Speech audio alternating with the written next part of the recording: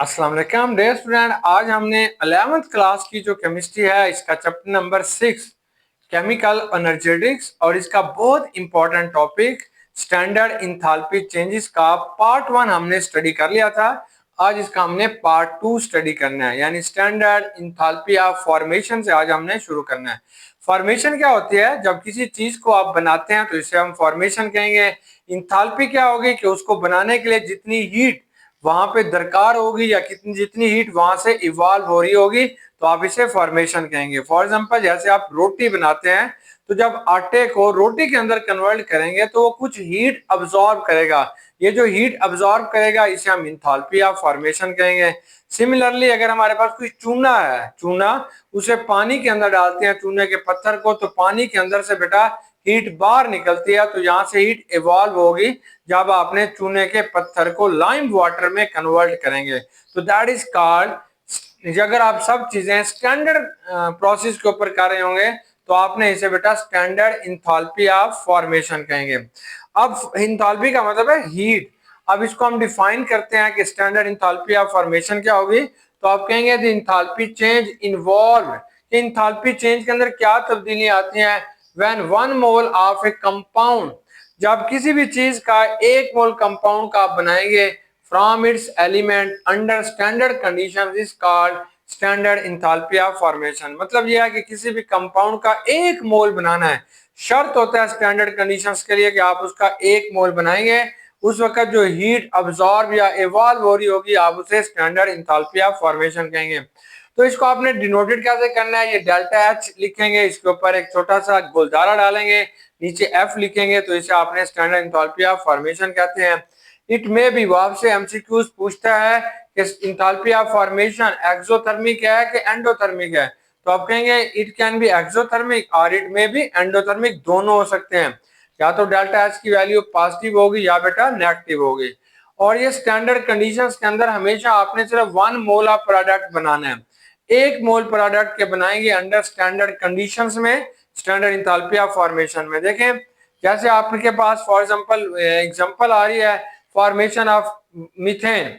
यहाँ पे आपने कार्बन को जलाते हैं, यानी कोयले को जलाएंगे और कोयले को जो है वो आपने हाइड्रोजन के साथ रिएक्शन कराते हैं, तो इसके नतीजे में ये मीथेन बनेगी।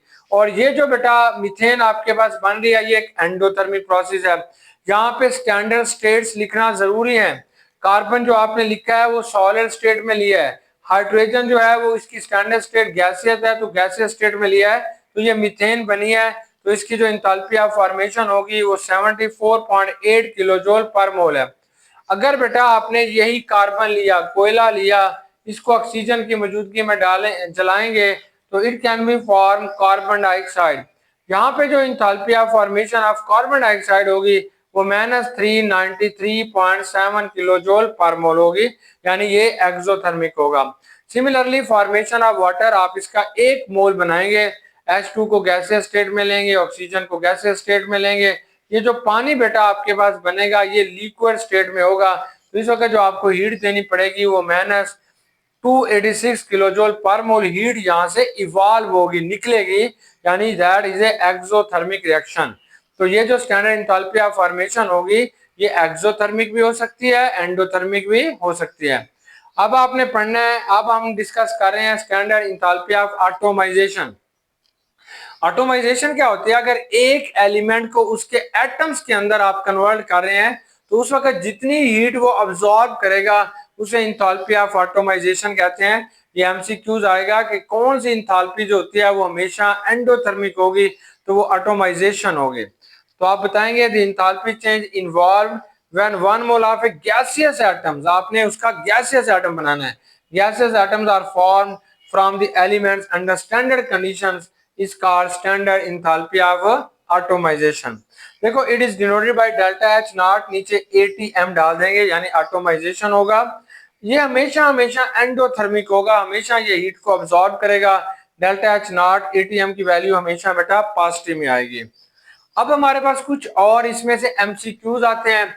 अब आपने एक बात को ये वाली याद रखना है कि इंथैल्पी ऑफ एटॉमाइजेशन क्या होता है, ये half of the bond energy, जो बॉन्ड एनर्जी होगी उसकी ये हाफ होती है। लेकिन जैसे ये H2 था, H2 का एक मॉलिक्यूल है, इसको आपने 2 H बनाए हैं, तो ये जो आप इसके लिए एनर्जी दरकार है that is called bond energy. इसकी जो आपके पास अमाउंट ऑफ हीट रिक्वायर्ड होगी 436 किलो जूल पर मोल है। अगर बेटा इसका एक एटम लेंगे, मतलब एक लेंगे एटम को, एक इसका एटम आप लेते हैं और इसको आप एलिमेंट कहेंगे, इसको गैसियस स्टेट के अंदर कन्वर्ट करेंगे तो ये इसका हाफ हो जाएगा, तकरीबन 218 किलो जूल पर मोल आपको देनी पड़ेगी energy, that is called atomisation. अगर किसी एलिमेंट को उसके गैसियस एटम में कन्वर्ट करेंगे तब जो हीट आपको देनी पड़ेगी उसे आपने एटोमाइजेशन कहते हैं। और बेटा standard enthalpy of atomization of hydrogen जो होगी वो 218 किलो जूल पर मोल के बराबर होगी, जबकि हाइड्रोजन की जो बॉन्ड एनर्जी होती है वो 436 किलो जूल है पर मोल है, यानी एक मॉलिक्यूल के बॉन्ड जो तोड़ेंगे उसको आपने बॉन्ड एनर्जी कहते हैं। नेक्स्ट हमारे पास जो आ रही है इसे स्टैंडर्ड इंथैल्पी ऑफ न्यूट्रलाइजेशन कहते हैं। न्यूट्रलाइजेशन क्या होता है, जब आपने एसिड और बेस को मिलाएंगे इस वक्त जो एनर्जी रिलीज हो रही होती है that is known as a neutralisation. It is always exothermic. देखो एटोमाइजेशन एंडोथर्मिक होगी, न्यूट्रलाइजेशन बेटा हमेशा एक्सोथर्मिक होगी, लेकिन इंथैल्पी ऑफ फॉर्मेशन में भी एक्सोथर्मिक में भी एंडोथर्मिक, तो आपने ध्यान रखना है। तो इंथैल्पी ऑफ न्यूट्रलाइजेशन क्या होगी, तो आप कहेंगे enthalpy change involved when 1 mole of water is formed by the reaction of an acid with an alkali under standard conditions. अगर स्टैंडर्ड कंडीशंस के अंदर एसिड और बेस आपस में रिएक्शन करेंगे तो इसके नतीजे में 1 मोल ऑफ वाटर बनेगा, तो इस वक्त जो इंथैल्पी रिलीज होगी इसे आप कहेंगे स्टैंडर्ड इंथैल्पी ऑफ न्यूट्रलाइजेशन। तो it is denoted by delta H, ऊपर स्फेरिकल गोलदारा डालेंगे, नीचे एन लिखेंगे।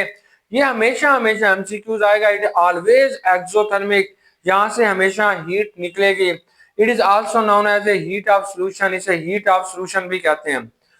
देखिए जैसे ये आपके पास बेटा पानी पड़ा हुआ है, इसके अंदर आपने जैसे ही NOH को डालेंगे तो इनके दरमियान में ये बॉन्ड टूट जाएगा। अब ये पानी में N9 एंड OH आयन की शक्ल में फिर रहे होंगे, मतलब ये पानी में NOH डाला तो ये सोडियम आयन और OH आयन आपस में सेपरेट हो गए, तो पानी के अंदर ये घूम रहे हैं। ये बेटा HCl को पानी के अंदर डाला तो HCl भी अलग हो जाएगा, H आयन और क्लोराइड आयन हो जाएंगे, ये भी पानी के अंदर घूम रहे होंगे। अब क्या होगा, ये जो H और OH आयन है ये आपस में मिलकर लिक्विड वाटर बनाएंगे, लेकिन बेटा सोडियम आयन और क्लोराइड आयन वैसे ही पानी के अंदर तैर रहे होते हैं। अब ये क्या है, हमारी असल कहानी क्या है कि ये जो H आयन है ये फ्रॉम एन एसिड, एसिड से आया है, ये जो OH आयन है ये फ्रॉम ए बेस, ये बेस से आया है। दोनों ने आपस में रिएक्शन किया तो 1 मोल ऑफ वाटर बनाया। इस वक्त जो इंथैल्पी चेंज की वैल्यू होगी वो 57 माइनस 57.4 किलो जूल पर मोल होगी। तो अब आपने कुछ अहम बातें जो है डेल्टा एच नॉट की तरफ से यानी इंथैल्पी ऑफ न्यूट्रलाइजेशन की तरफ से कुछ इंपॉर्टेंट एमसीक्यूज हैं जिनको आपने याद रखना है। पहली बात यह है कि enthalpy of neutralisation can never be, ये जो इंथैल्पी ऑफ न्यूट्रलाइजेशन होती है ये कभी भी बेटा जीरो नहीं हो सकती। ये एमसीक्यूज आएगा कि न्यूट्रलाइजेशन जो है वो जीरो हो सकती है एसिड और बेस की, नहीं जीरो नहीं हो सकती। ये हमेशा हमेशा ग्रेटर देन 57.4 किलो जूल पर मोल से भी कभी ज्यादा नहीं हो सकती। हमेशा मैक्सिमम किसी भी एसिड और बेस को जब आप मिलाओगे तो मैक्सिमम जो उसके अंदर से हीट निकलेगी वो माइनस 57.4 किलो जूल पर मोल होगी, इससे ज्यादा नहीं होगी। नेक्स्ट बेटा इसकी वैल्यू कभी भी पॉजिटिव नहीं होगी, ऑलवेज एक्सोथर्मिक, हमेशा ये एक्सोथर्मिक होगी।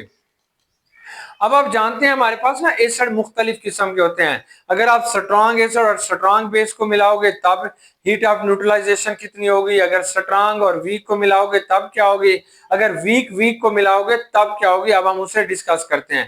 पहले केस के अंदर बेटा आपने स्ट्रॉन्ग एसिड ले लिया और स्ट्रॉन्ग बेस, यानी दोनों ही स्ट्रॉन्ग है, तो हमेशा हमेशा जो इंथैल्पी ऑफ न्यूट्रलाइजेशन की वैल्यू है वो माइनस 57.4 किलो जूल पर मोल होगी। अगर आप इसे किलो कैलोरी पर मोल में देखना चाहते हैं तो ये माइनस 13.7 किलो कैलोरी पर मोल होगी। अगर बेटा जब आपके पास स्ट्रॉन्ग एसिड होगा और वीक बेस होगा, या वीक एसिड होगा और स्ट्रॉन्ग बेस होगा, यानी दोनों में से एक वीक है और एक क्या है, स्ट्रॉन्ग है, तब enthalpy of neutralization is always less than that of minus 57.4 kilo joule पर मोल से ये वैल्यू जो होती है वो कम होगी अगर कोई एक वीक आ गया। और अगर बेटा किलो कैलोरी में लेना चाहते हैं तो ये -13.7 किलो कैलोरी पर मोल से ये वैल्यू कम होगी अगर एसिड या बेस कोई एक वीक हो गया। अब तीसरा हमारे पास केस आता है, in this case both are weak, acid भी वीक है, बेस भी वीक है, यानी व्हेन वीक एसिड और वीक बेस की आपस में रिएक्शन कराया जाए तब क्या होगा, तब बेटा डेल्टा एच नॉट की जो वैल्यू होगी वो बहुत कम होगी, बहुत कम होगी, नियर टू जीरो, जीरो के बराबर आ रही होगी, यानी जो हीट निकलेगी वो इतनी कम है कि आप उसे डिटेक्ट भी नहीं कर सकते, आपको ऐसा लगेगा जैसे बस कुछ नहीं निकला, जीरो के बराबर है। लेकिन साइन इज नेगेटिव, ये कभी भी जीरो नहीं होगी, लेकिन साइन जो होगा वो बेटा आपके पास क्या होगा, नेगेटिव के अंदर लिखेंगे। अब लास्ट चीज जो हमने पढ़नी है उसे हम कहते हैं standard enthalpy of electron affinity. Electron affinity में क्या आपके पास इंथैल्पी चेंज आती है। तो बच्चों इलेक्ट्रॉन अफिनिटी होती क्या है कि अगर किसी भी एटम के अंदर आप एक इलेक्ट्रॉन ऐड करते हैं गैसियस स्टेट के अंदर, तब जो एनर्जी रिलीज होगी that is known as a electron affinity. So 1 mole of electron is added to 1 mole of gaseous atoms to form 1 mole of union-active ion is called electron affinity। तो देखें ये chloride है, chlorine gaseous state में है, इसमें एक electron add किया तो ये क्लोराइड आयन गैसियस स्टेट में बन गया, इसकी जो इलेक्ट्रॉन अफिनिटी की वैल्यू है -348 किलो जूल पर मोल है। अब बेटा ये जो हमारे पास इलेक्ट्रॉन अफिनिटी होती है, ये मोस्टली केसेस में ये जो इलेक्ट्रॉन अफिनिटी होगी यहाँ पे एनर्जी रिलीज होती है, मोस्टली केसेस में ये एक्सोथर्मिक है, मतलब हीट यहाँ से खारिज होगी। लेकिन कुछ केसेस हमारे पास ऐसे भी हैं जहाँ पे इलेक्ट्रॉन अफिनिटी की वैल्यू जो होती है वो पॉजिटिव में आती है, जैसे ब्रिलियम है, ब्रिलियम इसकी इलेक्ट्रॉन अफिनिटी पॉजिटिव में आएगी। जैसे बेटा नोबल गैसेज हैं, इनकी इलेक्ट्रॉन अफिनिटी की वैल्यू भी पॉजिटिव में आएगी, यानी एंडोथर्मिक होगा। ऐसे नाइट्रोजन जो होगा उसकी भी इलेक्ट्रॉन अफिनिटी की वैल्यू क्या होगी, एंडोथर्मिक होगी। यानी मोस्टली जो है इलेक्ट्रॉन अफिनिटी एक ऐसा प्रोसेस है जो कि एक्सोथर्मिक है, लेकिन बाज केसेस के अंदर ये जो इलेक्ट्रॉन अफिनिटी का प्रोसेस है that is also an endothermic. तो डियर स्टूडेंट, उम्मीद है कि आपको ये सब कुछ अच्छे तरीके से समझ आ गया होगा। बेस्ट विशेष, गुड लक, अल्लाह हाफिज।